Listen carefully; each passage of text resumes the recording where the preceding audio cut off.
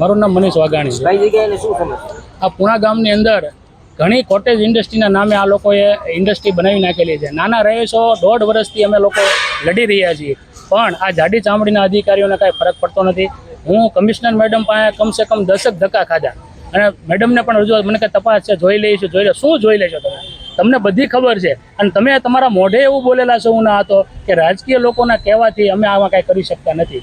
આવું મને એણે કીધું. એક કોર્પોરેટર પણ ના બેઠેલા હતા અને મને આવું કીધું કે અમે આ કરી નથી શકીએ.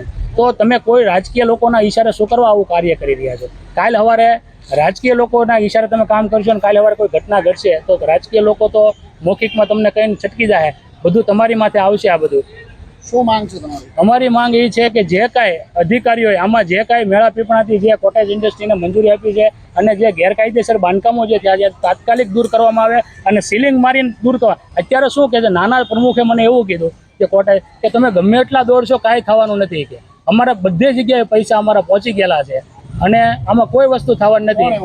જ્યાં એ સોસાયટીના જે પ્રમુખ છે ને, સુરેશભાઈ નામ છે, એ સુરેશભાઈ મને ચોખ્ખા શબ્દમાં કીધું તમે જ્યાં દોડો ને આમાં કોઈ, કેમ કે ઉપર લેવલ અમારું સેટિંગ છે કે, અને અમારે ડિમોલેશન કરવા આવે છે, અમારું ડિમોલેશન કરતા નથી ને ડિમોલેશન ચાર્જ પણ અમારી પાસેથી વસૂલ કરવામાં આવે છે. એટલે આટલું બધું અમારું સેટિંગ એસએમસીની અંદર છે.